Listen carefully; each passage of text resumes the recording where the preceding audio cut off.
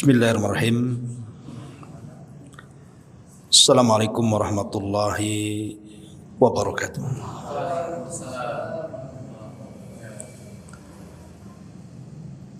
Alhamdulillah wassalatu wassalamu ala Rasulillah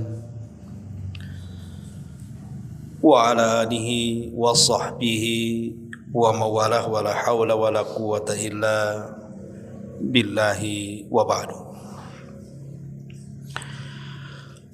Alhamdulillah, segala puja dan puji hanya milik Allah subhanahu wa ta'ala. Salawat dan juga salam kita hadiahkan kepada Rasul kita Nabi besar Muhammad sallallahu alaihi wa ala alihi wasallam. Alhamdulillah, di malam hari ini dengan izin Allah subhanahu wa ta'ala kita bisa kembali duduk untuk bertalabul ilmi di Masjid Al-Fajr ini. Dan pembahasan di malam hari ini kita akan membahas, karena ini bertepatan dengan malam Jumat, maka kita akan membaca satu hadis atau beberapa hadis tentang peristiwa-peristiwa besar yang terjadi di hari Jumat. Sebutkan dalam hadis dari Abi Hurairah radhiyallahu an, dari Nabi sallallahu alaihi wasallam, beliau bersabda, khairu yaumin tala'at fihi khalaqallahu Adam wa fihi udkhilal jannah wa fihi ukhrija minha wa la taqumus sa'atu illa fi yaumil jum'ah. Sebaik-baik hari di mana matahari terbit adalah hari Jumat. Di hari Jumat inilah Adam diciptakan. Di hari Jumat ini pula Adam dimasukkan ke dalam sorga. Dan di hari Jumat ini pula Adam dikeluarkan dari sorga. Dan tidak mungkin kiamat terjadi kecuali pada hari Jumat. Dalam riwayat yang lain dari Abi Lubabah Ibni Abdul Munzir, beliau mengatakan, Nabi sallallahu alaihi wasallam bersabda, inna yaumal jum'ati sayyidul ayyam wa a'zamuha indallahi wa huwa a'zamu indallahi min yaumil adha wa yaumil fitri fihi khamsu khilalin. Hari Jumat adalah sebaik-baik dan seagung-agungnya hari. Bahkan di sisi Allah ia lebih utama dibandingkan Idul Adha dan Idul Fitri. Karena pada hari itu ada 5 perkara besar. Khalaqallahu fihi Adam wa ahbatallahu fihi Adam ilal ardi wa fihi tarah fiha al-'abdu syai'an illa a'tah man lam yas'al haraman wa fihi taqumus sa'atu ma min malakin muqarrabin wala sama'in wala ardin wala riyahin wala jibalin wala bahrin illa wa hunna yushfiqna min yaumil jum'ati. Pertama, pada hari itu Allah menciptakan Adam. Yang kedua, hari itu Allah turunkan Adam ke bumi. Yang ketiga, pada hari itu Allah wafatkan Adam. Dan yang keempat, pada hari itu pula, maksudnya hari Jumat, Allah datangkan kiamatnya. Dan yang nomor 5, dan pada hari itu pula, maksudnya hari Jumat, tidaklah malaikat langit, bumi, angin, gunung dan lautan, kecuali takut karena keagungan hari Jumat. Baik, ma'asyiral muslimin yang dimuliakan Allah Subhanahu wa taala, dan banyak lagi riwayat-riwayat yang semakna dengan dua hadis yang kita baca ini. Tapi di sini kita tahu bahwa ada peristiwa besar yang terjadi di hari Jumat berdasarkan dua riwayat ini. Baik, kita urai dua riwayat ini. Ma'asyiral muslimin yang dimuliakan Allah Subhanahu wa taala, kita tahu bahwa sebelum Allah Subhanahu wa taala menciptakan Adam alaihi salatu wassalam,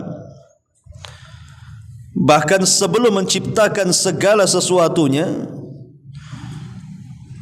maka Allah Subhanahu wa taala berada di sebuah yang disebut dengan ama. Maksud ama di situ artinya di bawahnya tidak ada udara dan di atasnya pula tidak ada udara. Kemudian Allah menciptakan arasy-Nya di atas air.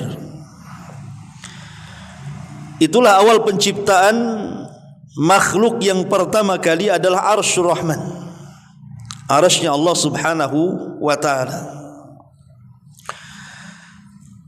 Baru kemudian Allah Subhanahu wa taala menciptakan langit dan bumi, di mana Allah Subhanahu wa taala mengatakan, wa huwal ladzi khalaqas samawati wal arda fi sittati ayyamin wa kana 'arshuhu 'alal ma' liyabluwakum ayyukum ahsanu amala. Dan dialah yang menciptakan langit dan bumi dalam 6 hari, dan adalah arasy-Nya di atas air, agar dia menguji siapakah di antara kalian yang lebih baik amalannya. Dari sini kita tahu bahwa setelah Allah Subhanahu wa taala menciptakan arasy-Nya, kemudian makhluk setelahnya dan setelahnya, sampai kepada menciptakan langit dan bumi, dan prosesnya dalam 6 hari. Walaupun Al-Imam Al-Qurtubi rahimahullahu ta'ala mengatakan yang dimaksud 6 hari ini, apakah satu harinya adalah satu hari yang kita kenal hari ini, di mana 24 jam yang kita lewati, apakah yang dimaksud satu hari di sini adalah satu hari dalam hitungan akhirat? Berarti kalau dalam hitungan akhirat, berarti satu harinya sama dengan 1000 tahun kehidupan dunia. Sebagaimana Allah Subhanahu wa taala mengatakan, inna yawman 'inda rabbika ka'alfi sanatin mimma ta'udun. Satu hari kehidupan akhirat bila dibandingkan dengan kehidupan dunia itu sama dengan 1000 tahun. Berarti kalau yang dimaksud satu harinya adalah 1000 tahun kehidupan dunia, berarti Allah Subhanahu wa taala menciptakan langit dan bumi dalam 6 hari itu cukup lama. Karena hitungan harinya bukan hitungan hari dunia, tapi hitungan hari akhirat. Ini kata Imam Al-Qurtubi rahimahullahu taala. Walaupun sebagian ulama tafsir juga mengatakan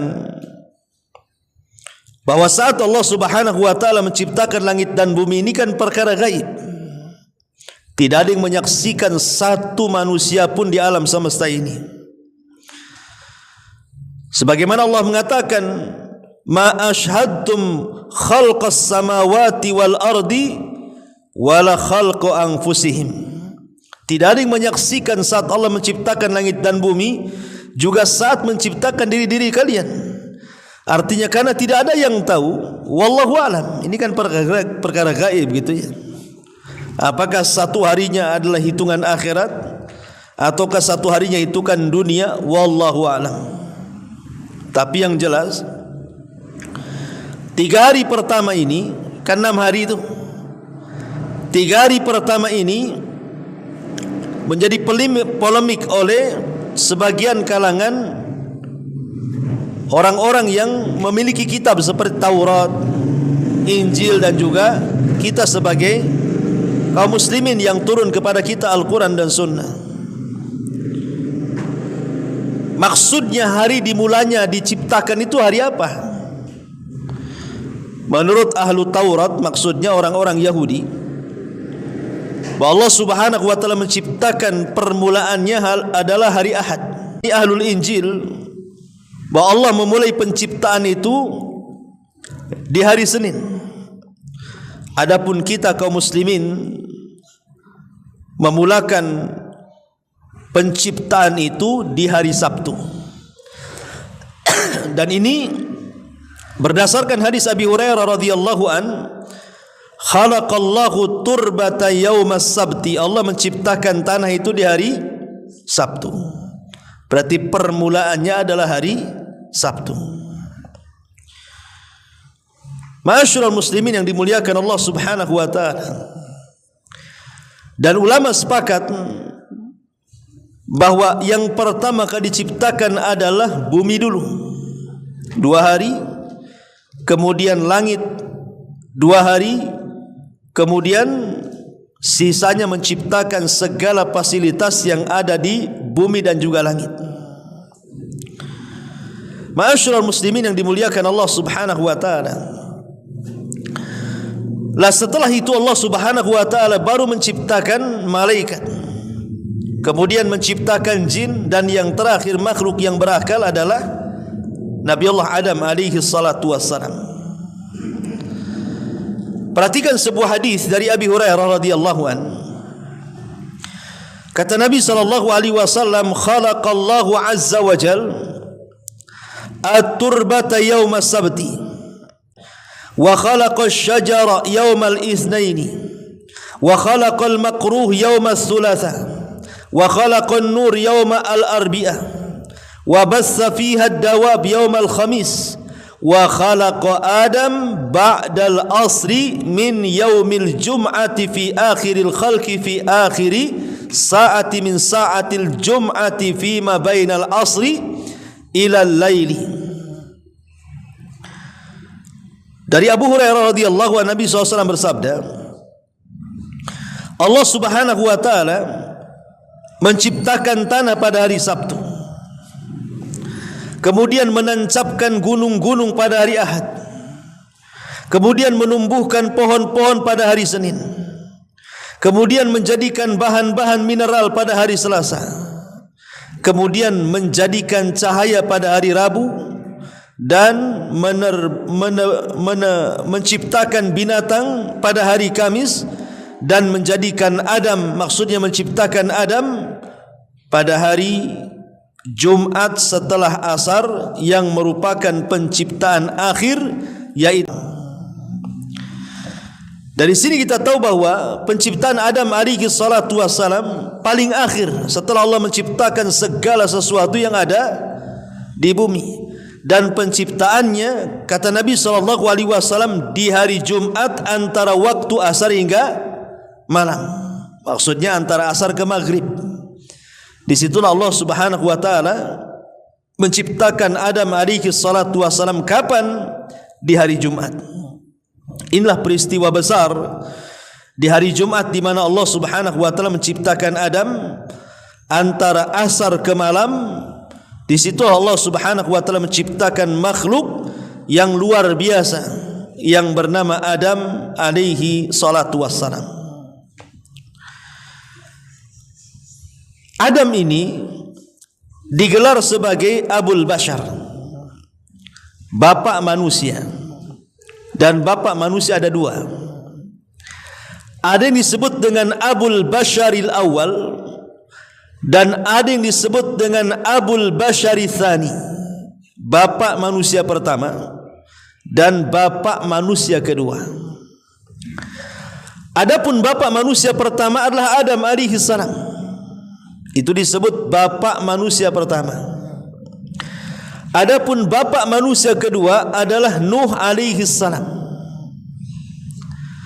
Kenapa Nuh alaihi salatu wassalam dikatakan bapak manusia kedua?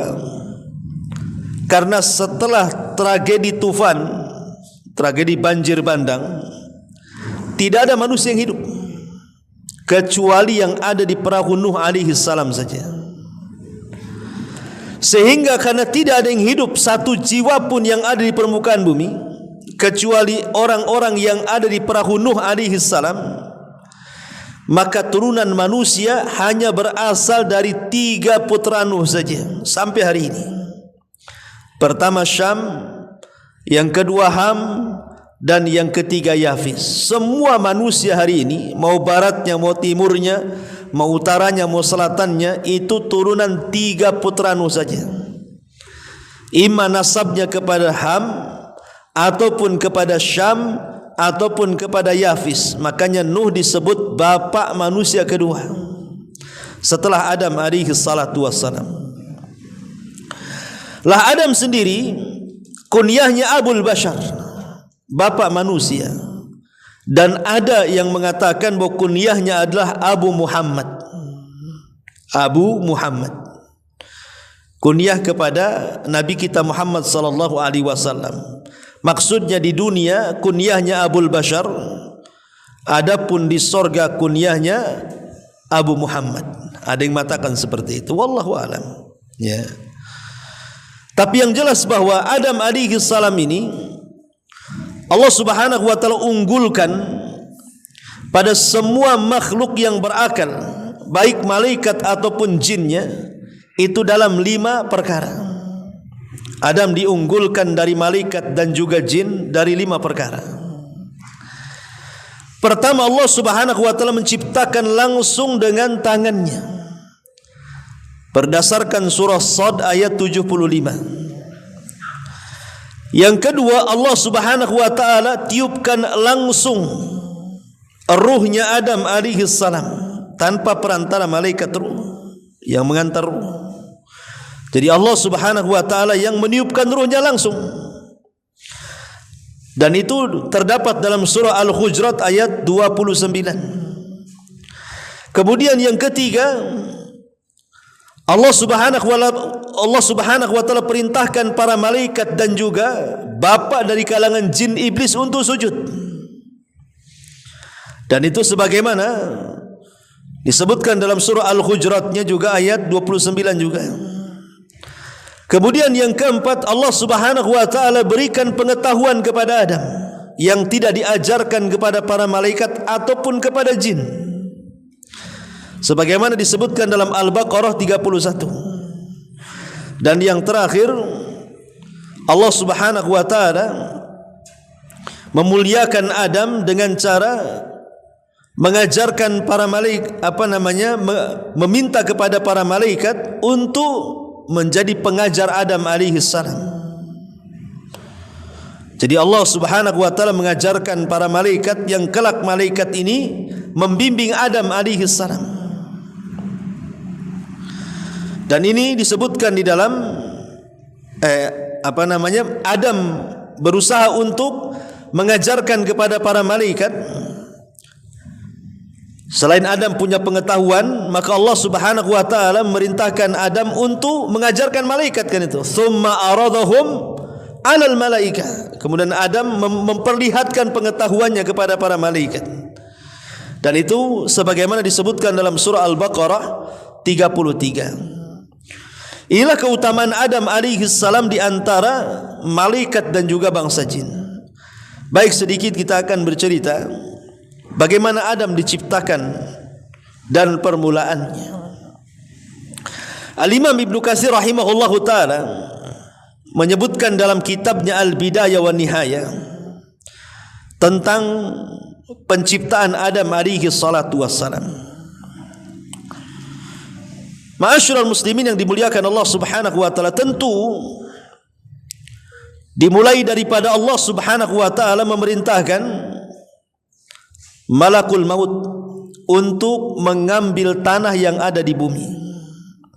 Malakul maut untuk mengambil tanah yang ada di bumi. Datangan malakul maut, maka malakul maut mengatakan, wa ana a'udzu billah an arji. Aku pun berlindung kepada Allah untuk kembali dari bumi.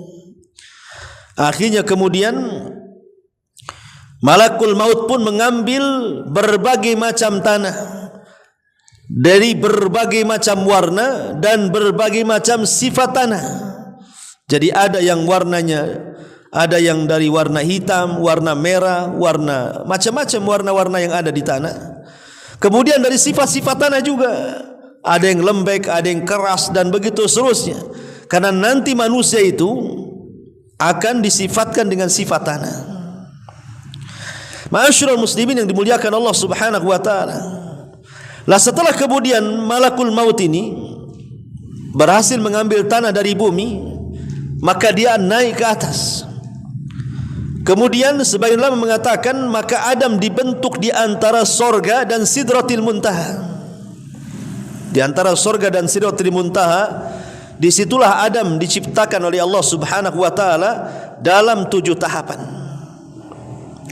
Tahapan yang pertama disebutkan dalam surah Ali Imran ayat 59. Inna masala Isa indallahi kamasali Adam khalaqahu min turab. Sesungguhnya permisalan Isa itu di sisi Allah sama dengan menciptakan Adam, di mana Adam diciptakan dari tanah. Ini tahap yang pertama, bahwa Adam alaihi salatu wassalam diciptakan dari tanah dulu, disediakan bahannya tanah gitu ya. Kemudian tahap yang kedua, setelah kemudian ada tanahnya, maka mulailah kemudian tanah itu dibentuk dengan cara dicampuri air. Kayak antum buat batu bata itu kan, tanah dicampuri air. Dan itu disebutkan dalam surah Sad 71. Idz qala rabbuka lil malaikati inni khaliqun basharan min tin. Ingatlah ketika Tuhanmu berfirman kepada para malaikat, sesungguhnya aku akan menciptakan manusia dari tanah yang dicampur air maksudnya. Kemudian tahap yang ketiga, setelah kemudian tanah itu dicampur air, kemudian menjadi tanah lempung bahasa kitanya ya. Mulailah kemudian dibentuk sampai akhirnya kemudian betul-betul membentuk fisik Adam dari kepalanya, kemudian kakinya. Allah mengatakan dalam surah As-Saffat ayat 11, Inna khalaqnahu min tinin lazib. Sesungguhnya kami telah menciptakan mereka dari tanah liat. Katanya sebagian ahli tafsir maksudnya tinin lazib di sini artinya tanah yang sudah mengeras. Ya, sudah dibentuk kemudian mengeras. Kemudian setelah itu berubah menjadi tanah yang berwarna hitam karena kelamaan mengering itu kan. Akhirnya menghitamlah tanah itu dan memiliki bau yang tidak sedap. Karena ada perubahan menjadi mengering begitu ya. Dan itu Allah Subhanahu wa taala firmankan dalam surah Al-Hijr 28. Allah mengatakan inni khaliqum basharan min salsalin min hama'im masnun. Sesungguhnya aku akan menciptakan seorang manusia dari tanah liat kering yang berasal dari lumpur hitam yang diberi bentuk.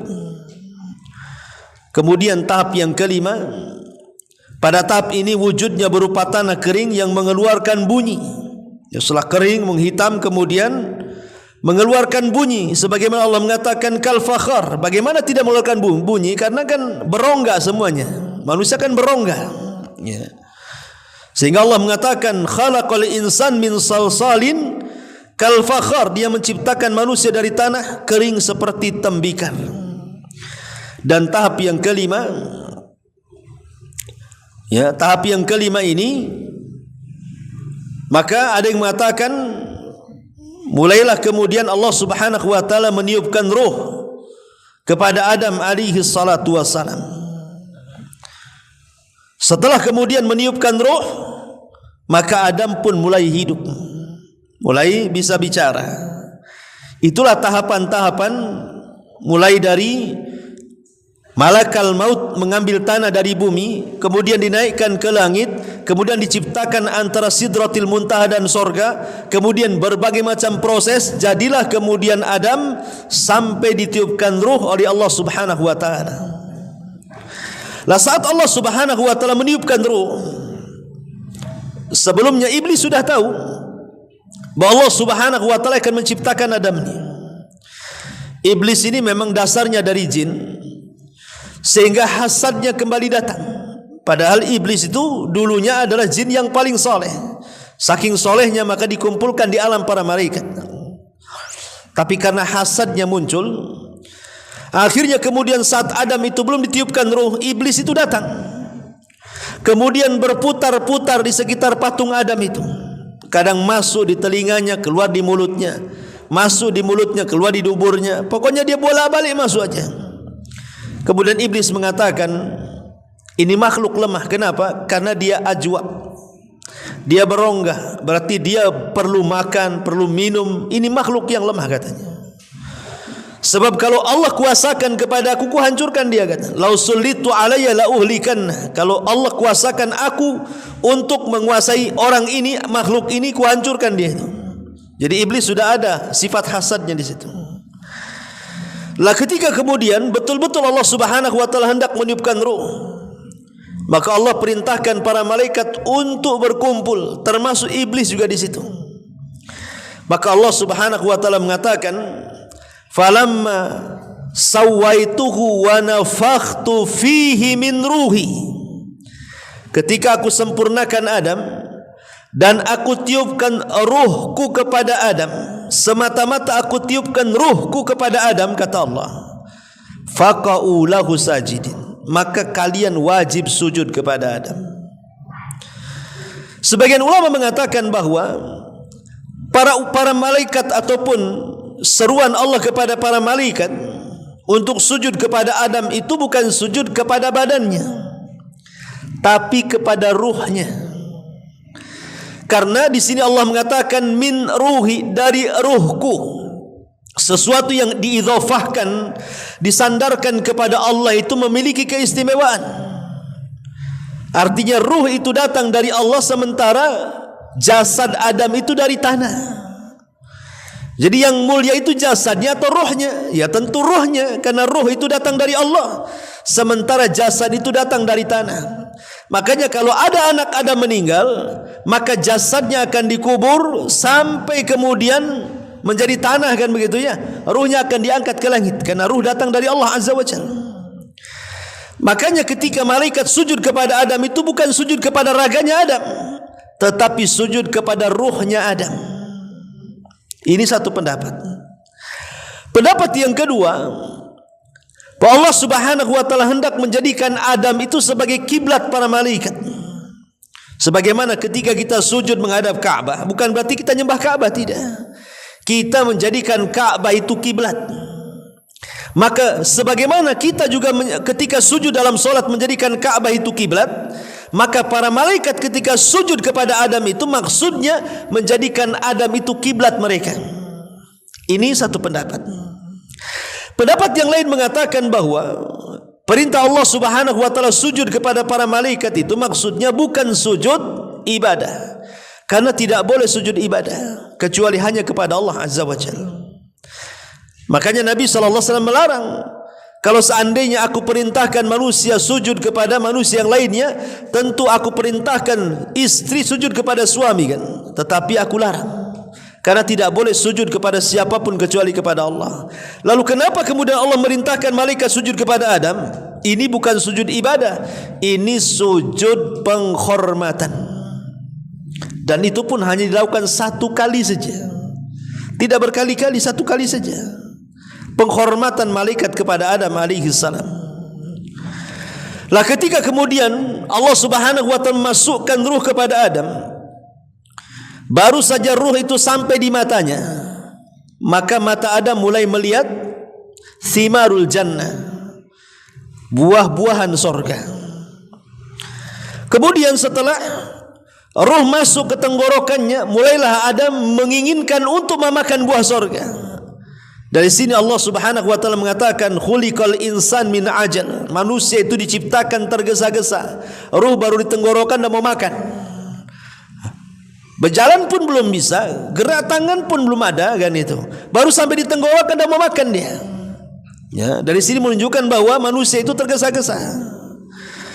Baru kemudian setelah Adam alaihi salam kemudian betul-betul rohnya sampai ke seluruh raganya, maka dia pun kemudian bersin. Maka ketika Adam bersin itulah Allah Subhanahu wa taala mengajarkan agar Adam membaca yarhamukallah. Maka Adam pun kemudian mengucapkan alhamdulillah. Kemudian Allah Subhanahu wa taala mengatakan kepada Adam yarhamukallah. Jadi kita diajarkan kalau ada orang bersin mengucapkan alhamdulillah, yang mendengarkan yarhamukallah. Itulah kalimat yang pertama kali Adam ucapkan adalah alhamdulillah setelah bersin.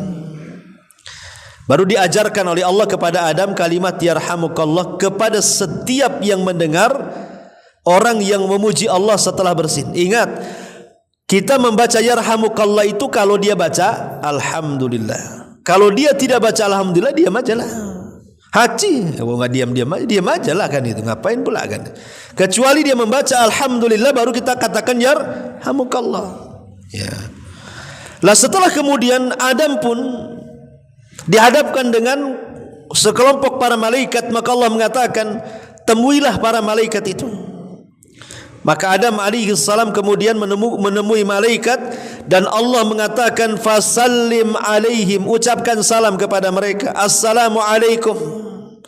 Maka para malaikat mengatakan wa alaikassalam wa rahmatullahi wa barakatuh. Maka Allah mengatakan ya Adam hadza tahiyyatuka wa tahiyyatu dzurriyyatika. Itulah salam penghormatan bagimu wahai Adam dan salam penghormatan bagi seluruh keturunanmu.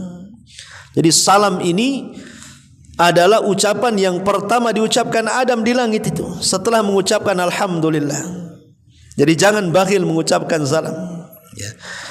Tetapi ketika para malaikat sujud kepada Adam, maka iblis tidak mau sujud.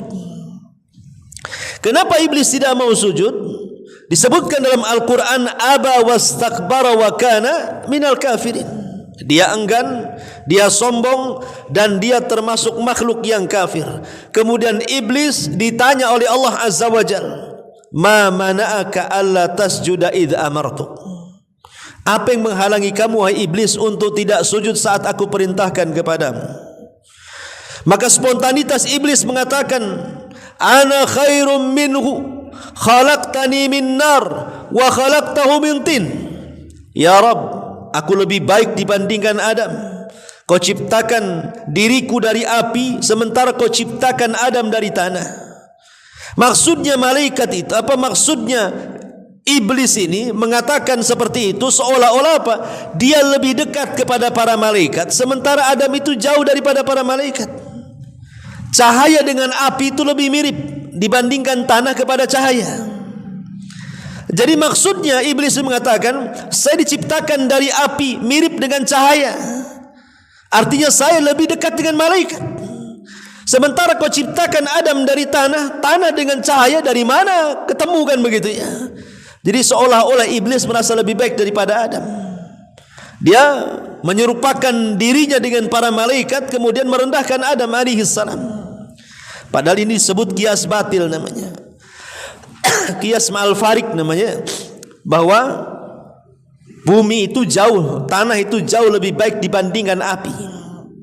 Bagaimanapun manfaat tanah itu jauh dibandingkan api. Sekarang di atas tanah rumah bisa berdiri, masjid-masjid bisa berdiri, tempat-tempat ibadah bisa berdiri, kita bisa hidup di atas tanah. Tapi api hanya bakar-bakar sampah aja lah kan kerjanya. Tidak ada faedahnya kecuali bakar-bakar api itu. Makanya kemudian itu namanya kias ma'al farik, kias batil namanya.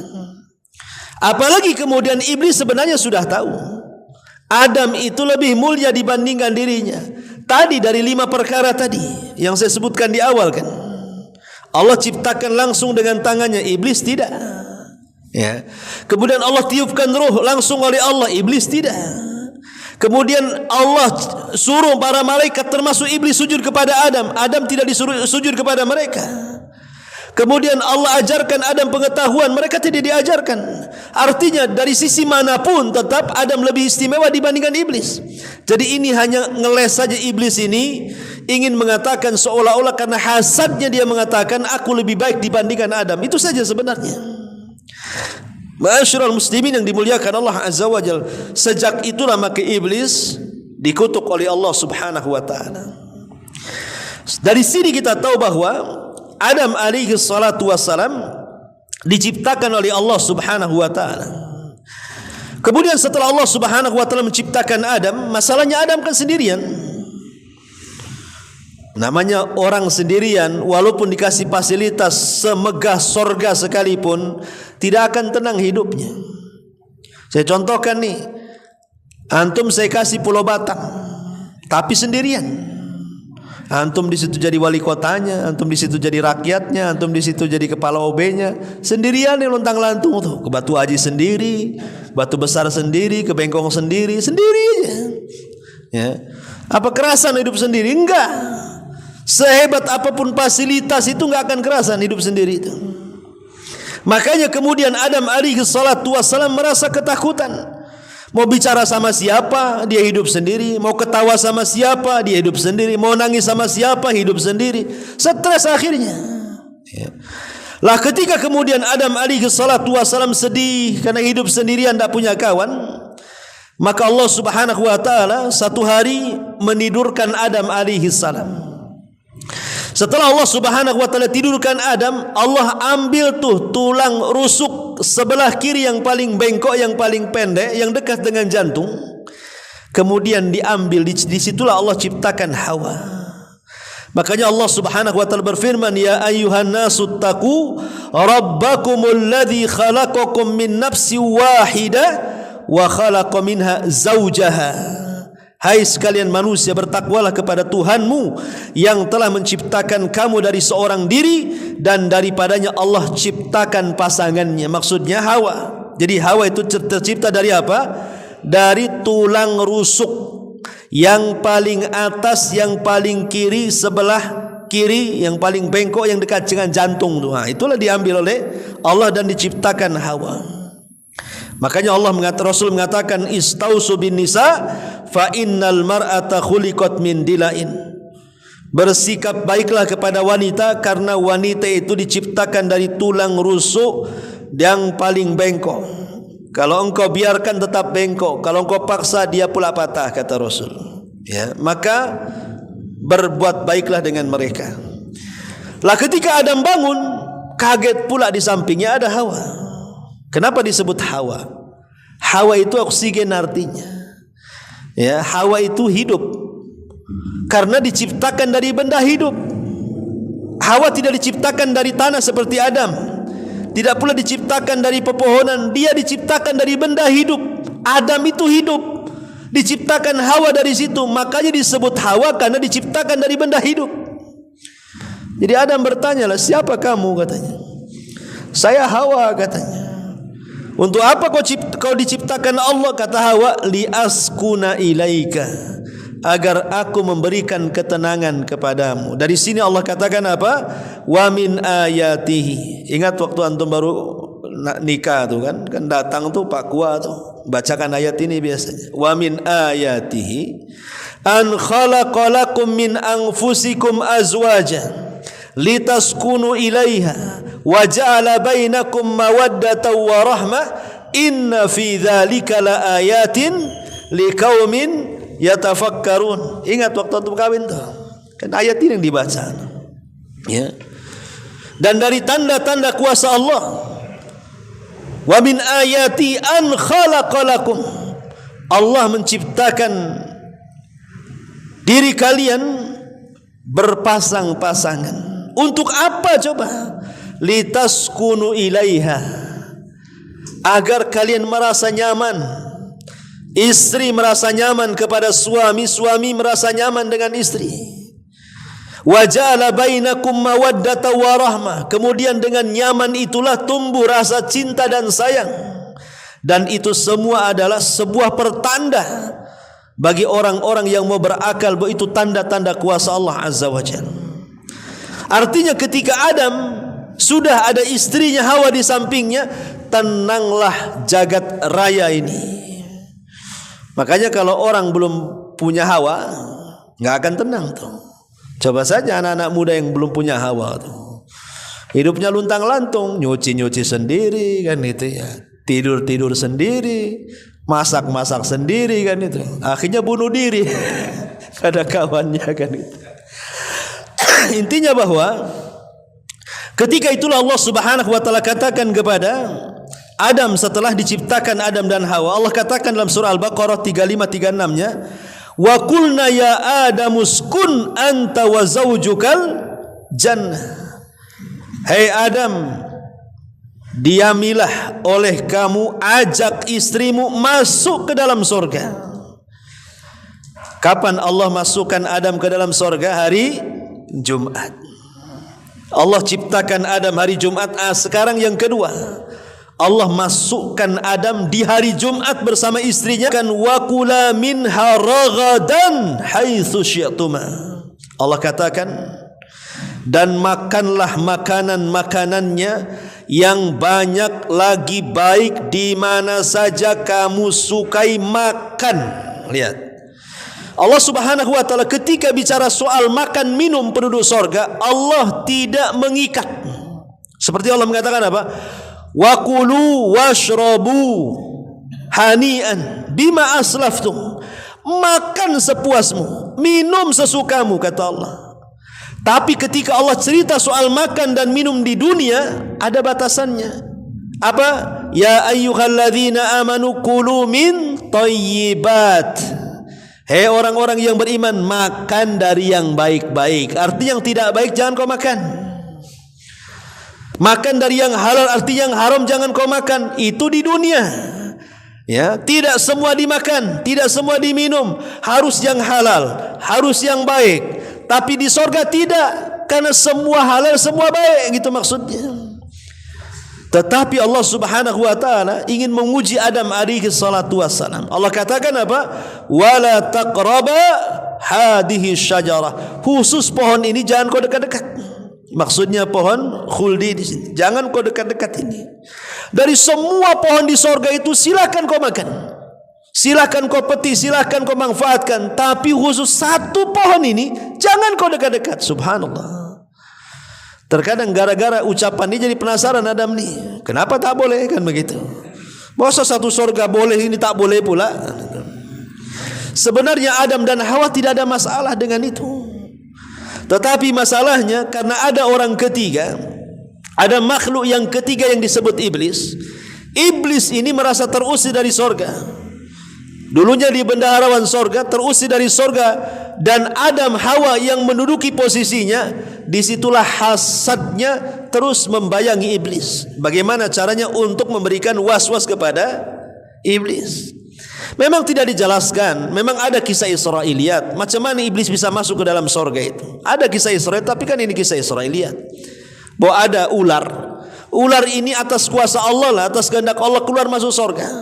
Entah macam mana kemudian iblis bekerja sama dengan ular itu, kemudian masuk ke dalam ular itu. Kemudian masuk ular ke dalam surga, iblis pula di dalamnya itu. Dan berhasillah iblis masuk ke dalam surga. Ini kisah Israiliyat. Kisah Israiliyat seperti itu. Makanya kemudian dalam syariat Islam itu ular harus dibunuh. Karena dia bekerja sama dengan iblis tuh. Seolah-olah gara-gara nenek moyang ular hari ini yang jadi dampaknya katanya. Kami cucunya nih gara-gara nenek moyang ular katanya. Tapi ini kan kisah Israiliyat ya teman. Wallahu alam, apakah kemudian iblis ini masuk ke dalam atau tidak masuk ke dalam? Yang jelas Allah berikan kekuasaan kepada iblis untuk memberikan was-was. Ya. Wallahu alam, bagaimana caranya? Kalau zahirnya Quran memang iblis tidak masuk ke dalam surga, tapi iblis memberikan was-was dari luar surga ke dalam surga, itu zahir Quran gitu ya. Tapi kalau cerita Israiliyat dia masuk ke dalam surga. Wallahu alam cara masuknya. Yang jelas bahwa bisa saja dua-duanya, bisa masuk ke dalam sorga, bisa pula di luar sorga. Karena iblis diberikan kekuatan oleh Allah Azza wa Jalla untuk memberikan was-was. Hebatnya iblis itu, dia kalau ngajak kita maksiat, bukan kita diambil tangannya, ayo kita kena goyang, enggak gitu. Ayo makan nih botol, ambil, enggak gitu. Ya. Tidak ada. Iblis tidak bisa dan anak buahnya menguasai kita dengan cara menyeret tangan kita, maksa kita masuk ke dunia-dunia maksiat. Tidak begitu. Tapi cukup berikan was-was saja. Itu hebatnya tuh. Dia nggak narik tangan kita masuk ke maksiat, kasih was-was saja. Minum enak, minum enak. Nah, jadi minum, gitu maksudnya. Bukan suruh ini minumannya, minum, enggak gitu. Ya. Kalau itu yang terjadi, semua bisa maksiat kan itu ya. Tapi bagaimana coba kekuatan was-was itu luar biasa. Hanya was-was sajalah orang bisa terjerumus. Itulah hebatnya was-was tuh. Jadi akhirnya kemudian iblis ini ngasih was-was kepada Adam dan Hawa yang ada di sorga itu. Pada awalnya kedua-duanya tidak tergoda. Sampai pada waktunya ketika keduanya kemudian dikejutkan dengan sumpah iblis. Adam dan Hawa bingung. Kenapa ada orang bisa bersumpah di alam para malaikat? Ini sorga ini alam para malaikat. Kok bisa bersumpah? Tidak mungkin bersumpah untuk sebuah kedustaan kan gitu. Tapi itulah iblis menghalalkan segala cara. Ketika Adam dan Hawa tidak bisa dibujuk, terpaksalah akhirnya menggunakan senjata pamungkas dengan bersumpah di atas keduanya dan mengatakan wa qasamahuma inni lakuma laminan nasin. Seolah-olah iblis mengatakan demi Allah, menyebut-nyebut nama Allah tuh. Aku datang kepada kalian berdua ini sebagai penasehat yang baik katanya. Kenapa Allah Subhanahu wa taala larang kau dekat-dekat pohon itu wahai Adam? Kecuali antakuna malakaini au takuna minal khalidin. Karena dikhawatirkan kalau kau makan kau jadi malaikat katanya. Atau kalau kau makan kau kekal pula di sorga. Kata Adam, oh itu pula kenapa tak boleh dekat-dekat pohon katanya. Berarti kalau aku makan aku jadi malaikat. Kalau aku makan aku kekal di sorga. Oh enak juga katanya kan. Daripada aku tak kekal di sorga macam mana nanti? Aku sudah punya istri, di sampingku Hawa ini wanita cantik, paling cantik satu jagat raya kan gitu. Dan Adam itu paling ganteng. Ada yang mengatakan separuh ketampanan Yusuf itu. Yusuf itu kenapa tampan? Karena mendapatkan separuh ketampanan Adam. Kemudian Siti Sarah istri Nabi Ibrahim alaihi salam, ada yang mengatakan dia memperoleh separuh kecantikan Hawa. Makanya memfitnah Raja Mesir. Intinya bahwa kemudian Adam pun terkecoh dan percaya yakin karena dia bersumpah masalahnya. Gak mungkin bersumpah untuk sebuah kedustaan. Makanya lihat orang-orang pasar itu. Ya, untuk melariskan dagangannya pasti wallahi wallahi itu. Ya kan orang pasar itu, wallahi dari sana nggak dapat, padahal dapat tuh. Ya, wallahi ini barang bagus padahal KW kan gitu. Orang kan begitu biasanya. Ya, rupanya ini memang contoh-contoh dari pengikut iblis kan itu. Karena iblis yang memulai dengan sumpah di hadapan Adam kan. Ya Adam yakin saja tidak mungkinlah iblis ini bersumpah atas nama Allah di alam para malaikat di surga lagi. Ya yakin aja lah. Rupanya iblis ini bersumpah atas nama Allah untuk sebuah kedustaan. Tapi iblis masih mending. Dia bersumpah atas nama Allah walaupun berdusta. Di zaman sekarang berani bersumpah kepada selain Allah untuk sebuah kejujuran, ini lebih buruk lagi. Kalau ada yang bersumpah kepada selain Allah untuk sebuah kejujuran, ini tidak lebih baik dibandingkan bersumpah atas nama Allah untuk sebuah kedustaan. Kenapa? Kalau bersumpah atas nama Allah tidak ada unsur syirik. Paling dosa besar dusta. Tapi bersumpah kepada selain Allah ini syirik, walaupun jujur dia, kan itu ya. Makanya dari sini terkadang ada sisi baiknya iblis itu dibandingkan manusia. Ya, dia masih bersumpah atas nama Allah, walaupun berdusta gitu ya. Zaman sekarang bersumpah atas nama selain Allah. Makanya Rasul mengatakan, man halafa bi ghairillahi faqad asyrak. Siapa yang bersumpah kepada selain Allah, maka dia telah melakukan kesyirikan. Singkat cerita, akhirnya kemudian Adam alaihi salatu wassalam diturunkan dari sorga ke bumi. Kapan? Hari Jumat juga. Ini sudah 3 peristiwa. Ya, Allah ciptakan Adam hari Jumat, dimasukkan ke sorga hari Jumat. Sekarang diturunkan juga hari Jumat. Dan Allah katakan, Qul nahbitu minha jami'an, fa imma ya'tiyannakum minni hudan fala khaufun alaihim walahum yahzanun. Kami katakan, kata Allah, keluar kalian semua, hei Adam, hei Hawa, hei Iblis, keluar semua kalian. Kemana? Ke bumi. Kelak akan sampai petunjukku kepada kalian, kata Allah. Siapa yang mengikuti petunjukku tidak akan sedih dan tidak akan takut. Dalam ayat yang lain, fala yadhillu wa la yashqa, tidak akan sesat dan tidak akan binasa.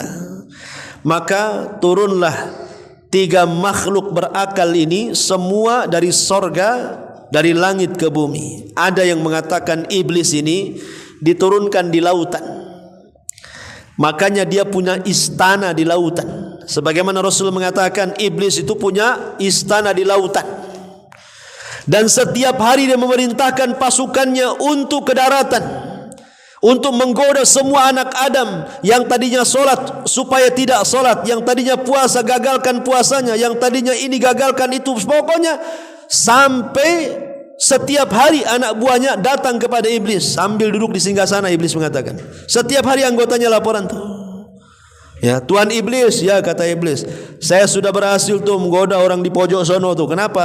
Dia nggak sholat. Biasa aja iblis. Ya, dia nggak terlalu bangga. Ya, besoknya ngomong lagi, Tuhan Iblis, saya sudah menggoda sebelah sana itu, nggak sholat tuh katanya. Biasa aja katanya. Kenapa biasa aja? Karena walaupun nggak digoda dia nggak akan sedua suami istri. Bangkit tuh si iblis tuh. Ambil pialanya, diletakkan di kepalanya. Anta, kamulah anak buahku yang paling baik katanya. Ya, jadi kalau anak buahnya bisa menceraikan suami istri, bangganya luar biasa. Diambilnya piala, diletakkan di kepalanya tuh, dan mengatakan, anta, kamu yang paling baik katanya. Kenapa? Sebab kalau orang yang tadinya sholat tidak sholat, atau yang tadinya tidak sholat digonda makin tidak sholat, ya ruginya bagi dia saja. Tapi kalau suami istri bercerai, apalagi punya anak, itu korbannya banyak tuh, ya kan? Pertama suaminya jadi korban, istrinya jadi korban, anak-anaknya pula jadi korban. Ketika suaminya nikah lagi dengan istri yang lain, tidak ngakui anaknya, korbanlah anaknya. Kemudian ibunya nikah lagi dengan laki-laki lain, tak ngakui anaknya, korban lagi anaknya. Kata iblis, nah kau sudah tidak diakui bapamu, tidak diakui ibumu, jadi anak angkat aku aja lah, katanya iblis. Jadilah dia anak angkat iblis jadinya. Korbannya banyak. Dari sini ma'asyiral muslimin yang dimuliakan Allah Azza wa Jalla, kenapa kemudian iblis bangga tuh? Lah ada yang mengatakan iblis diturunkan di lautan. Ada yang mengatakan Adam itu diturunkan di masalah khilaf ulama, tidak ada dalilnya, tapi disebutkan oleh ahli tafsir. Ya, ada yang mengatakan Adam itu diturunkan di Hindi, di Sri Lanka. Kalau sekarang ada Sri Lanka namanya, India sana. Sementara Hawa itu di Jeddah. Ada yang mengatakan dua-duanya di Sri Lanka. Ada yang mengatakan satunya di Mekah, satunya di Taif. Ada yang mengatakan satunya di Safa, satunya di Marwah. Wallahu alam, memang tidak ada tafsir banyak yang menguatkan Adam diturunkan di Sri Lanka di Hindia, adapun Hawa di Jeddah. Kemudian saling mencari, akhirnya sudah mulai dekat jarak mereka yang disebut dengan Muzdalifah. Muzdalifah itu sudah mendekat. Kemudian ketika berjumpa disebut Arafah. Karena Adam mengenal Hawa dan Hawa mengenal Adam. Dalam bahasa disebut Arafah. Maka tempat itu disebut Arafah. Lah saat kemudian mereka berada di Arafah ini, maka Allah Subhanahu wa taala kemudian usap punggung Adam alaihi salatu wassalam. Apa yang terjadi setelah diusap punggung Adam? Maka keluarlah anak keturunan Adam alaihi salatu wassalam. Jadi keturunannya keluar semuanya dari punggungnya Adam itu, diusap oleh Allah, semua keluar ruhnya. Ya, ruh-ruh yang kelak akan menjadi cikal bakal anak turunan Adam. Dari sini kita tahu perbedaan penciptaan Adam dengan penciptaan anak turunannya. Kalau Adam diciptakan jasadnya dulu baru ruh. Kalau kita turunannya ruhnya dulu baru jasad. Terus paham di sini ya. Adam diciptakan dulu jasadnya. Setelah diciptakan jasad, Allah ciptakan ruhnya, kemudian dimasukkan. Kalau kita tidak, ruhnya dulu diciptakan. Jadi Allah usap punggung Adam, keluar ruhnya semua. Setelah kemudian keluar ruhnya dari mulai orang yang pertama hidup setelah Adam sampai yang terakhir mati, ya, dari turunan Adam, Allah kumpulkan di alam ruh tuh, ruh-ruh tuh. Kemudian Allah buat perjanjian dengan mereka. Dan itu disebutkan dalam surah Al-A'raf ayat 172. Wa id akhadha rabbuka min bani Adam min dhuhurihim dzurriyyatahum wa ashhadahum ala anfusihim alastu bi rabbikum qalu bala syahidna an taqulu yaumal qiyamah inna kunna an hadza ghafilin. Dan ingatlah ketika Tuhanmu mengeluarkan turunan anak-anak Adam dari sulbi mereka, dan Allah mengambil kesaksian terhadap jiwa-jiwa mereka seraya berfirman, bukankah aku Rabb kalian? Jadi Allah membuat perjanjian itu dengan alam ruh itu. Semua ruh di alam ruh mengatakan qalu syahidna, qalu bala syahidna, ya betul engkau Tuhan kami dan kami menjadi saksi untuk itu. Maka dari sini kita tahu bahwa semua ruh terikat dengan perjanjian rububiyah Allah Azza wa Jalla. Makanya ketika kemudian roh masuk ke dalam janin, kemudian brojol di usia 9 bulan, maka Rasul mengatakan kullu maulud yuladu alal fitrah. Setiap bayi yang dilahirkan itu terlahir fitrah. Apa maksudnya? Terlahir Islam, mengenal siapa Tuhannya. Tidak ada manusia, walaupun ateis sekalipun, walaupun komunis sekalipun, mereka pasti mengakui ada Tuhan yang menciptakan alam. Mulutnya saja mengaku, oh tidak ada Tuhan, mulut dia saja yang ngomong begitu. Hati mereka pasti mengakui ada ketuhanan. Enggak ada salah Tuhan yang paling tinggi, kata Fir'aun itu. Ana rabbukumul a'la, kata Fir'aun. Ketika tenggelam dia mengatakan apa? Amantu bima amanat bihi banu Israel. Aku beriman dengan Tuhannya Bani Israel, katanya. Lah mana? Kok tadi ngaku Tuhan, sekarang kok pula mengatakan beriman dengan Tuhannya Bani Israel? Lah enggak ada. Dari sini kita tahu bahwa tidak ada manusia yang mengingkari ketuhanan. Makanya sering saya analogikan, kalau kita mendapatkan satu kelompok primitif yang ada di tengah hutan belantara, tidak usah dikirim ustadz ke sana, tidak usah dikirim kiai ke sana, tidak usah dikirim Quran, dikirim hadis, tidak usah ke sana. Biarkan mereka dengan kehidupan primitifnya, maka mereka pasti akan mencari Tuhan tuh di situ. Walaupun belum, jangan ada ajaran Nasrani, ajaran komunis, jangan masuk ajaran-ajaran itu. Biarkan mereka ngikut fitrahnya tuh di dalam hutan tuh. Pasti mereka akan mencari siapa yang menciptakan mereka dan bagaimana cara menyembahnya. Pasti itu fitrah mereka yang mengatakan seperti itu. Makanya tidak ada manusia pasti mencari sesembahan, walaupun salah terkadang mencari sesembahan karena mungkin tidak ada bimbingan wahyu. Boleh jadi kemudian mengambil akar kemudian disembah, mengambil pohon kemudian disembah, mengambil batu disembah. Kan intinya cari sesembahan. Terserah mau apa yang disembah kan. Artinya fitrahnya itu memberontak bahwa mereka ada yang mereka diciptakan, pasti ada sembahan gitu kan.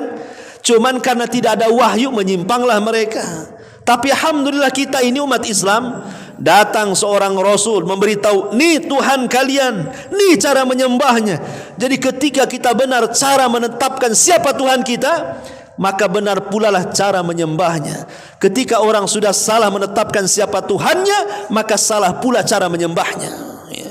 Karena tidak ada bimbingan masalahnya, ya. Intinya bahwa ketika Adam diusap ruhnya itu, apa punggungnya, keluar ruhnya itu.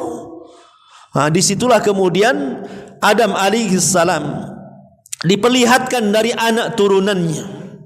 Rupanya adalah satu anak turunannya yang diperlihatkan kepada Adam itu, jidatnya bercahaya. Kata Adam, itu siapa itu, katanya. Maka dikatakan, itu turunanmu Adam, namanya Daud. Kata Adam, berapa usianya? Oh, usianya 60 tahun saja wahai Adam. Oh, dikit kali, sayang betul. Wajah bercahaya cuman punya 60 tahun. Ku tambah dari usiaku 40 tahun. Genapkan jadi 100 tahun. Adam ini diberikan usia 1000 tahun. Karena sudah diberikan 40 tahun kepada Nabi Daud, berarti usia Adam itu tinggal 960 tahun. Ketika sudah usia 960 tahun, datanglah malakul maut dan mengatakan, Adam, kau wajib sekarang sudah harus mati nih. Usiamu sudah 960 tahun, sudah waktunya. Kata Adam, ndak ah.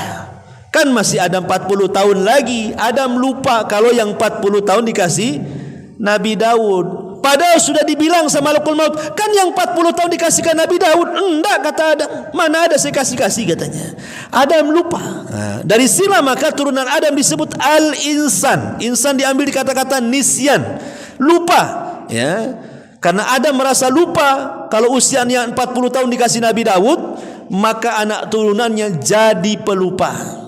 Jadi kalau antum lupa nggak ngasih bulanan sampai istri, ya wajar.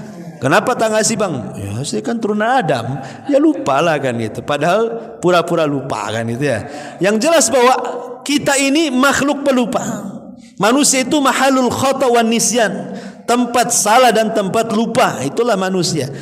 Ya, ma'asyiral muslimin yang dimuliakan Allah Azza wa Jalla. Lah setelah kemudian Adam alaihi salatu wassalam berjumpa di bumi dengan Hawa, kemudian Allah Subhanahu wa taala perintahkan Adam untuk menggauli Hawa, maka turunannya Hawa melahirkan sampai 20 kali dari turunan Adam itu. Setiap melahirkan kembar, sehingga putra dan putri Adam itu kalau dijumlah 40 orang. 20 laki-laki dan 20 perempuan, karena setiap melahirkan kembar. Kemudian baru disyariatkan untuk menikah silang. Dari situlah kemudian terjadilah apa yang terjadi dengan kisah Qabil Habil dan begitu seterusnya, sampai akhirnya ketika semua roh itu sudah ditakdirkan jadi manusia semuanya, artinya sudah tidak ada lagi rohnya, tidak ada lagi manusia, artinya sudah terakhirlah situ. Dan kitalah umat akhir zaman, karena Nabi kita juga Nabi akhir zaman. Maka Allah Subhanahu wa taala katakan, Nabi SAW katakan, la taqumus sa'ah illa fi yaumil jum'ah, dan tidak akan tegak hari kiamat kecuali di hari Jumat. Inilah 4 peristiwa yang disebutkan dalam hadis Nabi SAW di hari Jumat. Pertama, Allah menciptakan Adam di hari Jumat. Yang kedua, Allah masukkan Adam ke sorga di hari Jumat. Yang ketiga, Allah keluarkan Adam dari sorga ke bumi di hari Jumat. Dan yang terakhir, tidaklah dikiamatkan kecuali hari Jumat. Ingat harinya saja, tanggalnya, bulannya, tahunnya, wallahu alam, enggak tahu. Ya, kalau antum ditanya kapan kiamat, hari Jumat, gitu saja. Ya, kapan harinya? Hari Jumat. Kapan tanggalnya? Enggak tahu. Bulannya? Enggak tahu. Tahunnya apa? Harinya hari Jumat. Nah, selesai. Kapan hari Jumatnya? Antara terbit fajar dan juga terbit matahari. Disitulah kiamat. Ya, kiamat itu antara subuh ke terbit matahari. Makanya hari Jumat itu para binatang mereka was-was. Kalau seandainya hari itu adalah hari dikiamatkan. Ketika kemudian terbit fajar, datang subuh, maka mereka disitulah kiamat dibangkitkan. Wallahu a'lam bishawab. Subhanaka wa bihamdika asyhadu an la ilaha illa anta astaghfiruka wa atubu ilaik. Allahu ta'ala. Assalamualaikum warahmatullahi wabarakatuh.